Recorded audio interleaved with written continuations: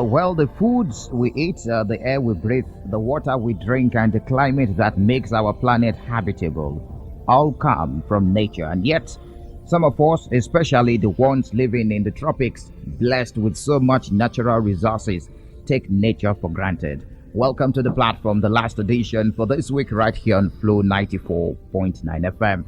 This is the Flow of Godson. Today, the platform comes up on radio every Monday, every Wednesday, and also every Friday, right here on Flow 94.9 FM. It is the flow of God's own state. We take a look at issues as it affects our dear nation, Nigeria, and also as it affects our dear state, Abia State. And of course, this morning on the platform, we're taking a look at our environment. I will let you know that later on. Welcome. My name is Michael Oni. Now, the environment that we live in is very important, not only for our health, but for survival. So there is a huge need for us to protect it. So we would not be able to survive if we do not have clean air and water and the land to live on. So on the 5th of June, which is today, so the 5th of June every year, we mark World Environment Day so that we are reminded about how precious our environment is. So today, Friday, 5th of June 2020, is the World Environment Day, and the day raises awareness about the environmental issues that our planet Earth is facing. The icing on the cake is the year 2020. For this year is critical years for nations' commitment to preserving and restoring biodiversity, because it marks the end of the United Nations decade on biodiversity. That's 2011 to 2020. So it's People's Day to show their care and support for the earth and their environment. So knowing the ways to protect the environment is really important. Today on the platform, we're looking at the details about the objectives, the themes, and the history of the World Environment Day. Joining me on the platform this morning, a gentleman with good knowledge of the People's Day to supporting their environment, Mr. John Ikebu, a director of forestry with the Ministry of Environment. Glad to have you join us this morning. Thank you so much. And also we have Mr. Prince Onyewaku, natural resource manager, a management specialist with Abia Newmap. Glad to have you join us too this morning. Good morning, everybody. And we're expecting the chairman of the Nigerian Institute of Architects in Abia State, Architect Anaga. I hope I didn't murder that name anyways. So let's begin with the significance of today's event by talking about the history of the day's celebration, the World Environment Day. All right, good morning, Abia, and good morning, the world at large. Today is a very important day, and we are happy to celebrate World Environment Day. First of all, I bring you greetings from Abia Newmap and our project coordinator, Izichukwu Anwara, and the rest of environmentalists who are celebrating today especially. World Environment Day is something that has been holding every year since 1974. This activity was established at the Stockholm Conference in 1972, and 2 years later, the first World Environment Day held. So since 1974 up till today, every year it's been held, and there are different topics attached to every year. 2 years ago, it was beat plastic pollution. Last year it was big air pollution, and this year there is another theme altogether. And every year the activities worldwide, as it stands, there are a lot of people who are celebrating World Environment Day in different ways. Okay. And we are happy today to be part of it. So every 5th of June, this day has been celebrated for years. A colleague of mine will say it for donkey years. So is it making impact in Nigeria? Let's take a look at the topics of the previous years and the impact it is making in our country. Yes, it's making impact because every year we get to raise awareness on the challenges of the environment, the degradation we experience, and human activities that lead to this degradation. 2 years ago, we talked about plastic pollution. Okay. And then we've seen people improve in their attitude towards disposal of plastics, polyethylene, and these things are things that are not easily that don't biodegrade easily. So we get to raise awareness, organize conferences, and do road walk, and billboards, banners, radio awareness like we are doing now, and we utilize the social media. So over the years, we've seen people improve in their attitude, and of course, we cannot stop letting people know about it. Last year it was air pollution, and we had to reach out to some companies and talk to them, those who emit gases that are harmful to the environment. Maybe we should break it down, the importance of our environment, the importance of today, because some persons might be saying world environment day. What is the essence? We've been faced with a whole lot of political issues and the likes, and it tends to take our attention. So I want you to break it down. The reasons we should celebrate today as a big day, World Environment Day. Okay, today is very important. One good thing about the environment is that it cuts across every platform, every age, political, religious, economic system. No one is exempted because we are affected by it in one way or the other, positively or negatively. So today's topic it's biodiversity, sub-theme time for nature. Biodiversity in plain terms is just the diversities of life existing on planet Earth, and it's something that affects everyone.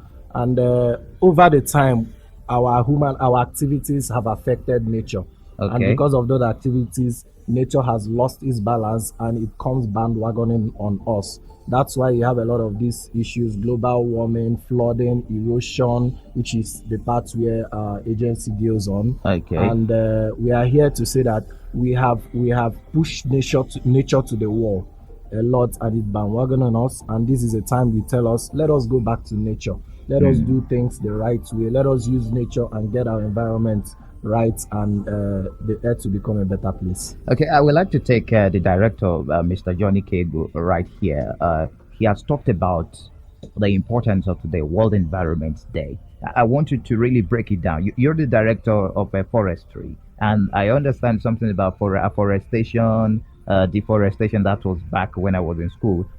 So, can you relate this with the theme of today, which is biodiversity, and some of the challenges we're facing in ensuring that we have a cleaner environment?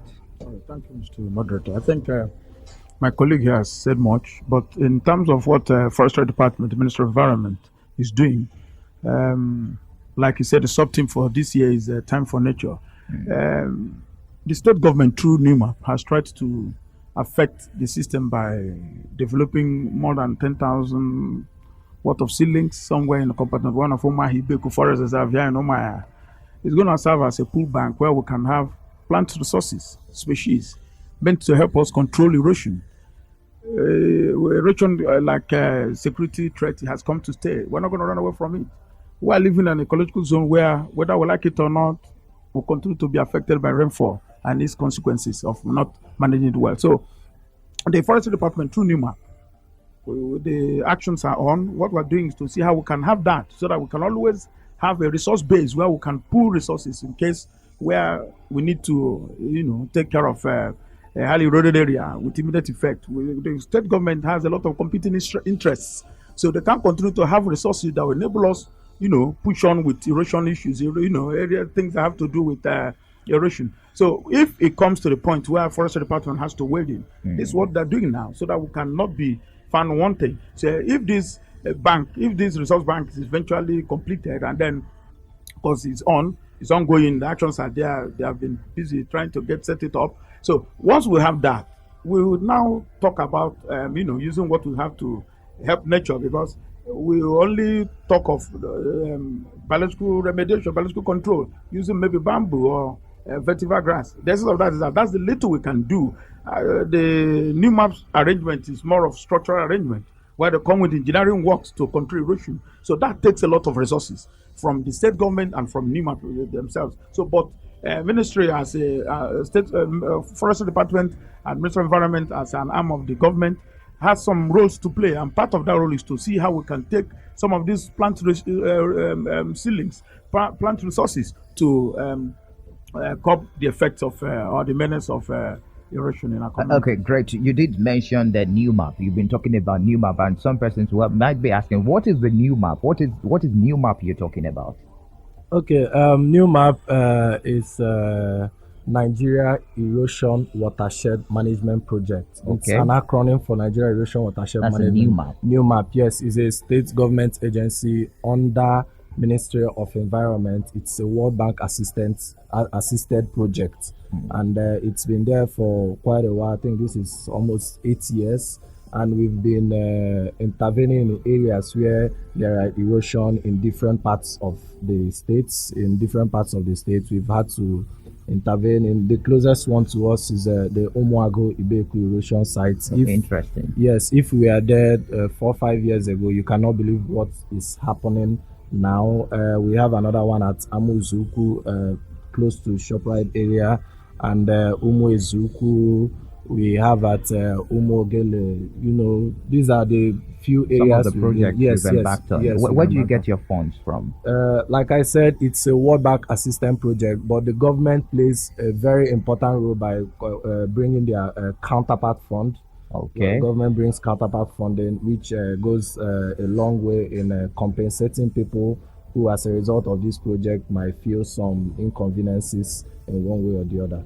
I understand that your agency, that's the Nigeria Erosion and Watershed Management Project, is at the forefront of celebrating today's day, the World Environment Day. So, what is the role of your agency exactly? How you're going to break it down to affect the common man on the streets? Okay, like I said, Abia Newmap engages in our primary activity, like you said, is reducing soil erosion in targeted subcatchments. Just breaking that down, there are a lot of activities we engage in. Considering what this year's theme is, time for nature. Like the director has already pointed out, he did mention that the nursery. Yes. The project specifically is nursery establishment to assist communities, a community-based activity to assist community in nursery establishments. And the essence of this is to help tackle incipient gullies that are rising up. We establish this nursery and we give it to the communities where this erosion is coming up, and they use it to tackle erosion as a result of what we call bioengineering, using plants to tackle erosion. That's a cheaper method instead of waiting for government or waiting for the big companies to come and start using rigid structures. So we get to use plants. We use plants like vetiver and things we find, indigenous trees we find, economic trees, mango, cashew, orange, and the rest. Depends on the locality. So we nurse this somewhere and we use it to support the communities to fight erosion. All right, Mr. John Ikebu, I would like you to relate and merge the tree planting aspect in terms of controlling erosion. One might be finding it difficult to merge these two together, to connect the dot. How about planting tree to control erosion? We've been faced with several gully erosion problems, especially in this part of the country, especially in Abia State. I know of several sites in Abia State where we are faced with such challenges. So how do you intend to make use of that project, planting of trees, to curtail such challenges? All right, thank you. Like you just asked, is a layman's idea of not knowing what to do with some of these local or indigenous tree species that we have. Something like bamboo. It has a fibrous root system that enables it, the setting, the structure of those plants to support the soil. Before you have erosion, it has to do with runoffs, and which cannot be controlled. Several houses now. Then we had fewer houses, but now we're having houses springing up daily, which amounts to a collection of rainfall. They harvest results indiscriminately from the roofs, and the thing keeps moving. So if there's nothing that helps reduce the rate at which it moves, it continually moves away soils. So when you say they harvest indiscriminately, it also affects. It causes erosion. Are you saying it causes erosion? Yes, it causes erosion because many houses just they get their houses roofed without any idea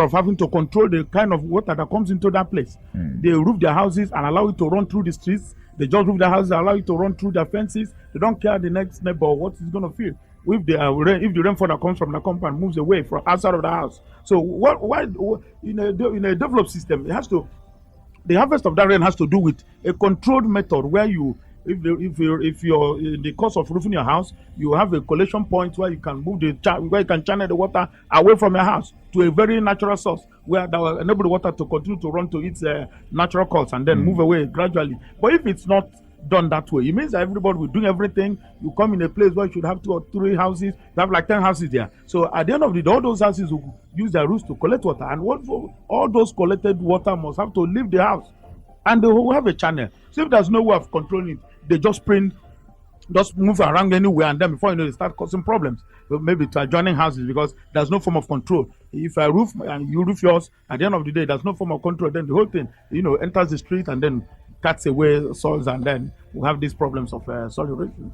Interesting. It is the last edition of the program, The Platform, for this week, right here on Flow 94.9 FM, the flow of God's own state. And we're taking a look at our environment today, being the 5th of June, 2020. And it's a yearly event, World Environment Day. And the theme for this year is biodiversity, the time for nature. And of course, you can be part of the conversation this morning by calling our lines. They are very much open. 0808 182 6949 or 0811 605 2949. You can also drop messages on 0906 510 8289, 0808 182 6949, 0811 605 2949. Hello, good morning to you. Yeah, hello, good morning. You're welcome. Good morning. What's your name? Yeah, I'm Tony Corey, calling from Kumasi, Imo State. You're welcome, Tony. What's your contribution? My contribution is we need to develop more nurseries, because when you go to most of these nurseries, you lack some of these plants that help in controlling the low erosion. So we need to educate people more so they can go into plantation instead of deforestation. We need to raise more nurseries to help ourselves. Because if you look at the government, maybe you might end up not seeing anything from them. Thank you. All right. Thank you very much for your contribution. 0808 1826 949 or 0811 605 2949. Hello, good morning. Okay, I did lost that call. Now let's move on now back to the conversation. Let's talk about some of the activities of Newmap. Other activities. One might be asking, is it about only planting trees? Because you've mentioned only tree planting this morning, nursery, in order to curtail the massive gully erosions that we've seen in some part of Abia State. I think we have someone on the line. Hello, good morning. Yeah, good morning, Michael. You're welcome. Good morning to you. Yeah, good morning to your guest. Listen, Hello, good Michael. morning. Yes. Yeah, good morning. Yeah, I must commend Newmap, especially the one in Abia State, for what they are doing. They have done so much work and reclaiming kind of eroded areas. I've visited some of the places they did work. Of course, I must commend Governor Ipazu, because you must pay a counterpart fund for some of these things to be actualized. And Governor Ipazu has been very dedicated in doing this. But the people, we are talking about the environment. Environment is something all of us must help to, keep, protect. For our own good, because if the quality of the environment determines the kind of healthy living we are going to, experience. So when people don't care about the environment, I don't think it will be helpful for us. This idea of the pollution of ozone layer and the change in climate, it has a whole lot of impact right. on us. Quickly wrap up So your people thoughts so should that we learn can allow to others. protect the environment. It should be part of the orientation program of the National Orientation Agency and that of Abia State. That's Okay. my own take. Thank you. Thank you. Thank you very much for your take. Hello, good morning to you. Good morning, please. You're welcome. Good morning. This place, Yes, it is Flow FM. okay. We are discussing about our environment today. Of course, today is World Environment Day. Okay. It has been in my mind to air this the federal government of Nigeria is not helping matters. They say they are fighting desertification in the north, then erosion in the south. They look at the price of kerosene. It's more than that of diesel.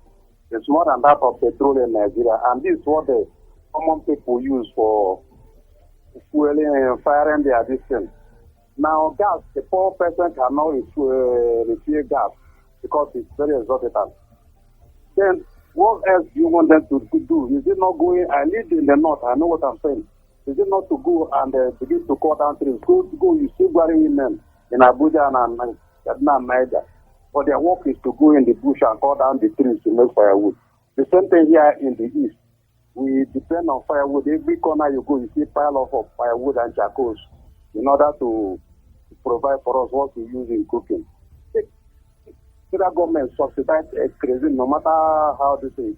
They subsidize the fuel which they use. They cannot subsidize kerosene for the poor masses to get and buy. This is what I want to ask, because they should look this way. They are not helping the matter at all. They are just, being there making right. out for themselves. Thank you for your. You did not mention your name, anyways. Okay, my name is Mr. Joseph Wangwa, speaking from Bauchi. You're welcome, Mr. Joseph. Let's take this and get back to the conversation this morning on the platform. Okay, we did lost that. Now, some of the environmental behaviors now being highlighted by the last caller about deforestation, which is definitely affecting our planet.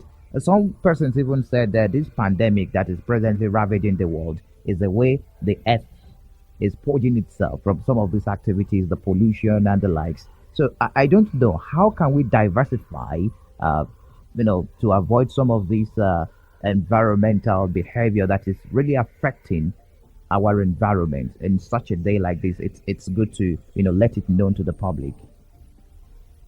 Okay.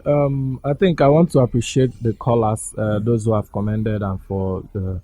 I think I will start by saying the government of Okezie PSG has been proactive through Newmap. We have been doing a lot of activities away from the usual things we do. We create awareness. I could remember on the World Ozone Layer Day, I was here too to represent Newmap. We created awareness on ozone layer depletion, what we have done to cause that, which of course causes global warming. And also we distribute biostoves, biostoves, biogases, which we use as part of our livelihood activities. What we mean is that we use this, we distribute these things. It causes less harm to the atmosphere and less depletion to ozone layer. And what we mean is that it will reduce deforestation, it will reduce you cutting down trees and using them for firewood, which is what we are advocating now. The essence of World Environment Day is to, create people's awareness on the activities they do. We are telling people reduce cutting down of trees. If 50, 60 years ago, erosion wasn't an issue, the reason is that we have been able to, due to urbanization, trees have been cut down, people are building houses, and they are doing a total cementation of their whole floor. People build houses and don't leave green areas where rain will fall and permeate into the soil and, flow out naturally. But you see, out of urbanization, we are experiencing this issue, which was what the director was saying, was talking about rainwater harvesting. We roof our houses because you have the money, you channel your drainage wrongly, and it causes degradation. Okay, I did mention at the start of the program this morning that an architect will be joining us on the program on the platform, the last edition, being a special edition anyways, as we celebrate the World Environment Day. We have an architect in the building, in the studios, the chairman of the Nigerian Institute of Architects in Abia State, Architect Anakia. I hope I'm correct with your name. Oh, okay, great. Thank you very much for joining us this morning. Now, one will be asking, architect and environment, how does it relate? Being today being the World Environment Day, in the layman's language now, when you talk about architect, the next thing that comes to your mind is building. You deal with building and the construction. Now, how does it relate with environment as we celebrate the World Environment Day? Thank you for bringing me to this occasion. We're sincerely grateful as a Nigerian Institute of Architects. When you talk about the environment, the primary place for the operation of the architect's job is the environment. Buildings don't exist in the air, they exist on land. And so you actually is the place where the architect features. And what is it about the environment? The environment, as we talk about, is actually where human habitation takes place. How do you make the environment conducive for human habitation? The nature we talk about provides our food, provides the air we breathe, provides the climate, and the architect in his work makes sure there's an interplay of all these in determining how he designs. So the primary job of the architect is to see how we can manipulate the environment to provide conducive habitation for man. So beyond air and food, the next requirement is shelter. That's where the architect comes in. And so the issue of how to protect the environment becomes a primary duty of the architect. Okay. He is the one that designs the building that is erected on the environment. And in the course of designing, you specify how the building will be realized. And the building is going to be realized, it has to make use of materials and all that still comes from the earth. And so how do we impact on the environment as little as possible with all sympathy to protect the environment? These are the things that concern the architect. Interesting. I think I will have time to elaborate on this more. Okay, I will take you more on that anyways. Let's talk about the how we can encourage the citizens towards environmental behavior. There are some issues that we need to take care of. Some persons might even be doing things that are harmful to the mother earth, and they do not even know. So let's enlighten them. Let's get to know what are those things that we do that is actually not good for this planet. Thank you, Mr. Speaker. The issue there is that, like the architect has said, someone wants to build a house. It's good to live in a good house, yes. It's good to have your house, looks very fine. So you have the whole of your compound either interlocked or asphalted. So it means there's no natural way water can leave that compound except, once it gets down, then it moves indiscriminately. So what we're saying is that people should learn now that security is a major issue, like erosion issue in our zone. So we need to plant, we need to have greenery, we need to have green areas within the compound. You need to plant grasses. It's not ideal that you should have the whole of your compound asphalted or interlocked with concrete. So it's not ideal. It's not ideal. Wow. It's not a good one. So people should be encouraged towards planting trees along their, within the houses, because trees, as far as you know, helps to screen even the air that we breathe. That's what the fact that they. I know it helps in wind pollution, Yes. to prevent wind pollution. It's crazy. That part yeah. I know. Yeah. Interesting. When you breathe out your when you breathe in, is from what you breathe out the tree takes and then screens. So what we're talking about is that trees play a lot of role in even your compound. As well the fact that it serves as a windbreak, but it helps to screen the air. That's why even during times of heat period, people tend to go and do what? Sit under the trees. Okay. So if you don't have one in your compound, your house will be as hot as. So we're encouraging people to start planting up trees. Plus, some localities, villages should take it upon themselves to go to many of these incident areas of erosion and plant up those areas with bamboo pachara, so that you don't need the government to always come and attack that issue. If on cleanup days, communities will be encouraged to come either to a zone, that to the headquarters, and act of ceilings of bamboos. We will offer them. They pay a little stipend and collect them and go back to the communities so that they can help, control some of these things we're talking about. It's real. It's a big issue. Whether I like it or not, you can. Okay. We have someone on the line. Hello, good morning to you. Hello, good morning. Yes, welcome. Glad to have you join us on the platform this morning. What's your name? Eric Gonna from Olokoro. You're welcome, Eric. Thank you. In fact, I'm so excited with what I'm hearing this morning. As a matter of fact, I'm particularly a lover of nature. Whether it's like trees in the forest, flowers in the garden, or the billows of the sea, the blue sky, and zoo animals and all that kind of a thing. I want certain things to be part of human existence, honestly. Because global warming, ozone depletion, equality index, and the erosion and so many other things, especially plastic pollution is not taking over the earth, and all these substantially are man-made. I think beyond celebrating and environmental, and I want government at all levels, even the world over, to make sure that there is a conscious effort to imbibe the kind of consciousness in humans to take care of the environment. Because without the environment, there will not be human existence. And the more these natural things are being depleted, the more people like us feel we are gone. So I think we should sustain the tempo, make it livelier, more entertaining, make it something that is profit-oriented and also something we can do without even asking for anything to ensure that we support, clean the entire system so that we can at least have a fresh air to breathe, and then ensure that life goes on without any human interference.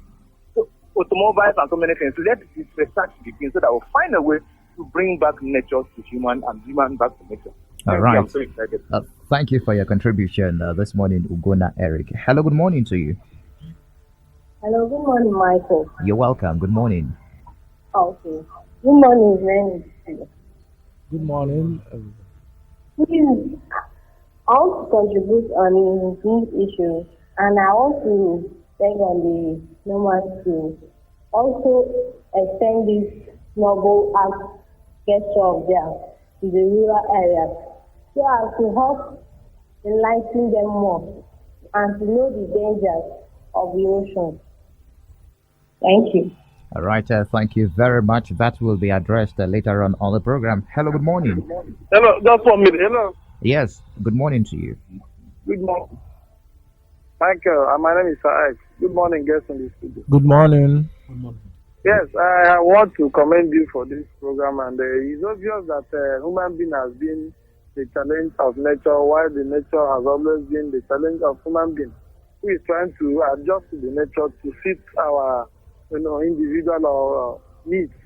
But so far so good. I think we've been doing enough about what we are doing is not enough until we have done the needful, which is the area of self-enlightenment in avoiding destruction of the nature. Because there are certain activities of human beings, like you rightly mentioned, that have been creating some of these challenges. Until we come back to our real senses and know that we are creating more harm for ourselves beyond our control. And secondly, let me also use this medium to commend ASEPA and other states, especially Umwa in particular, as of today, that they have been doing wonderfully well. If only they can sustain the tempo, I want to say it is a very good way to go. ASEPA has been doing the needful in ensuring that the environment is clean, and human beings should avoid disturbing the environment by dumping of refugees in the waste drainages. That will help us survive in the environment. Thank you and God bless. All right. Thank you, Sir Ike. Hello, good morning to you. Good morning. You're welcome.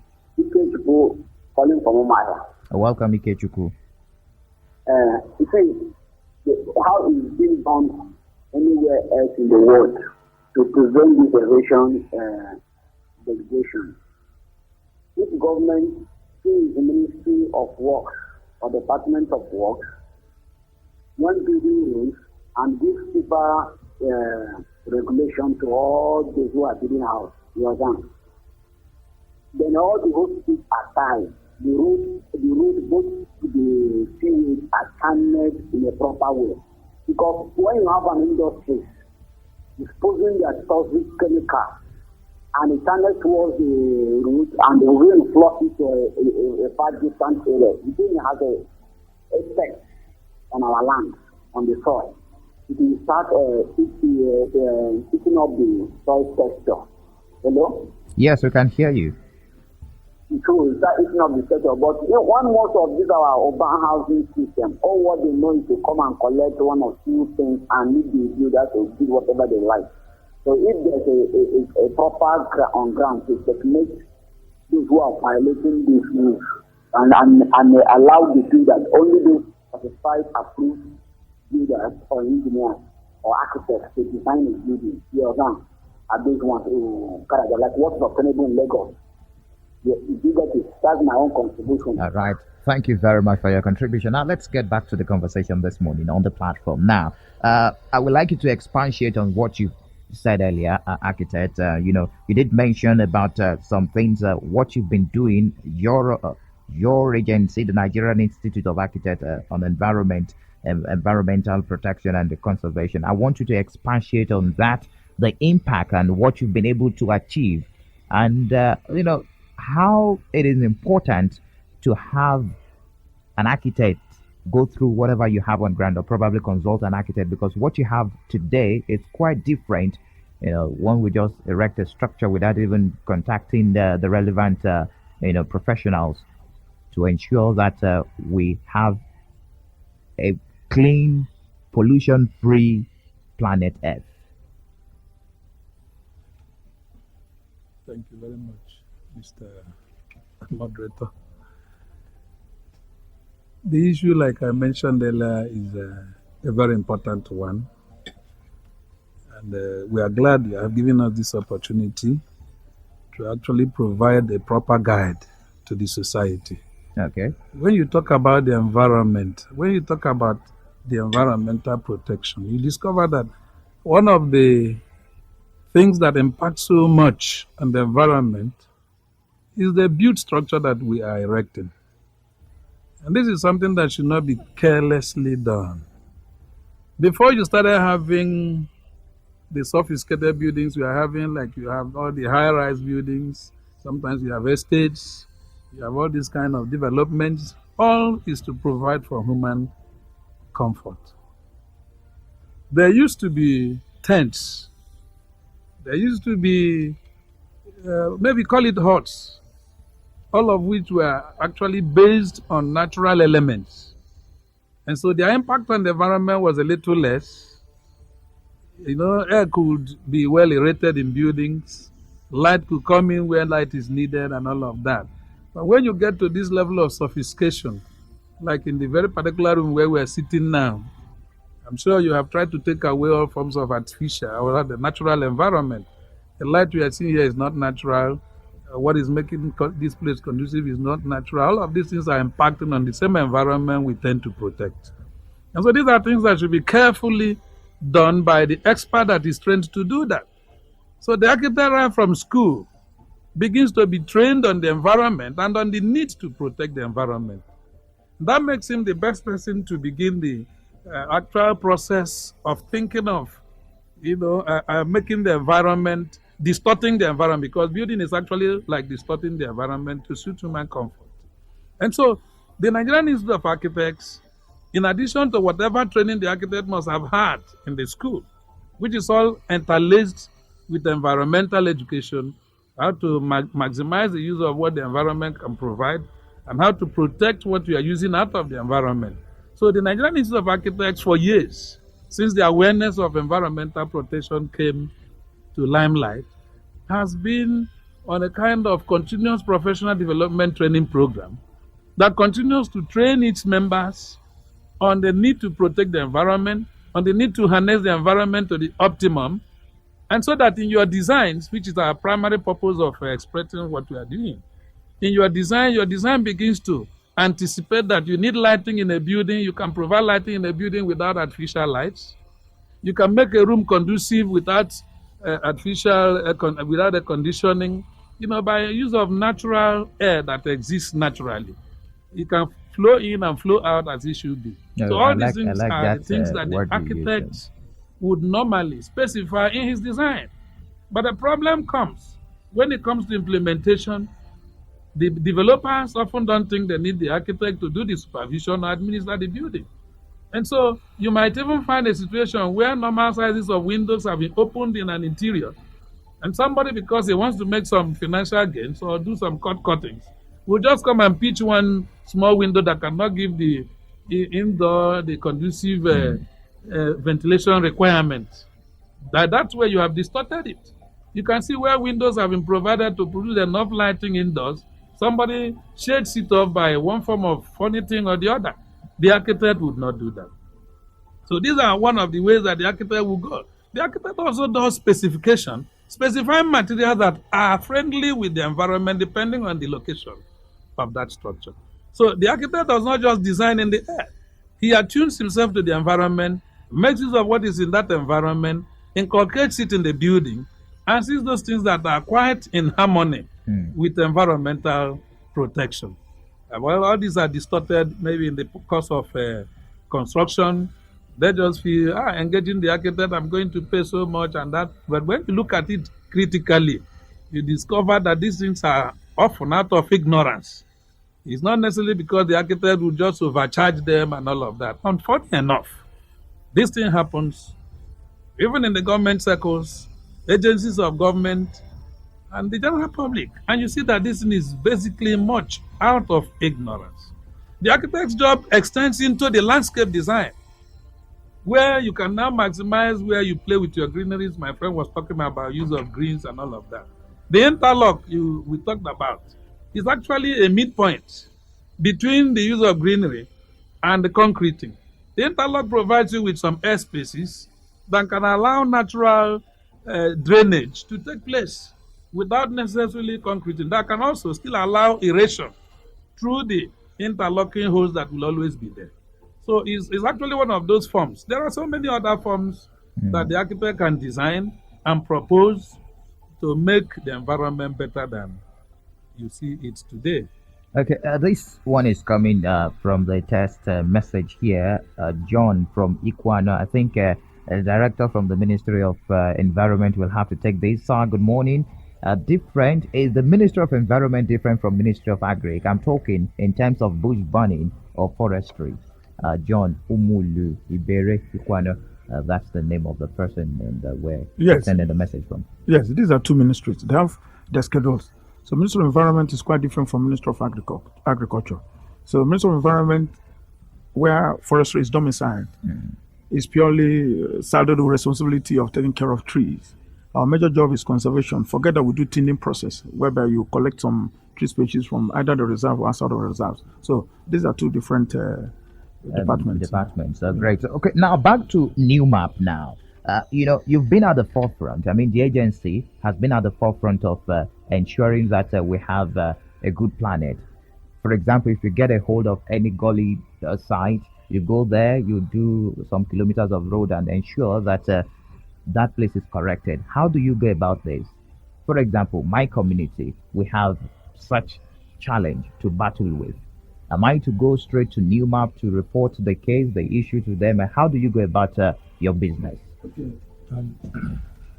Of course, from time to time, we do community check. We just drive around the states and local government to check if there are incipient gullies arising in those areas, and then we take note of it. And then sometimes we appeal, most times, in fact, it's an appeal to communities, community leaders, the EZE. If there are incipient gullies coming up in your place, first of all, I will always advise, let them take the first step. Use things, which is bioengineering. Use things around you. He has mentioned bamboo. He has mentioned there are trees that grow around your area. Use things around you to be checking those erosions. Then you can do an official letter, write to Abia Newmap. Our office is close to Commissioner's quarters, just beside Commissioner's quarters, Abia Newmap. Write to us, take pictures, and probably official with the letterhead by the EZE or the town union leaders and all that. Write to us, and then we'll come there, we'll do an analysis, and then take note of these sites. We prioritize the sites, know the ones that probably are at the point of causing more harm to people, and then we do the priority, and then we do the design, which passes through a lot of process, a lot of quality control, and then we do some sensitization too. Okay. And then there are also stages of consultancy assignments. We do what we call ESMP. We do catchment management planning, which is a community activity where we do sensitization and let people know when the project is on. It should be community owned project so that they will be able to protect the project. These are just the stages of what we do before the project comes.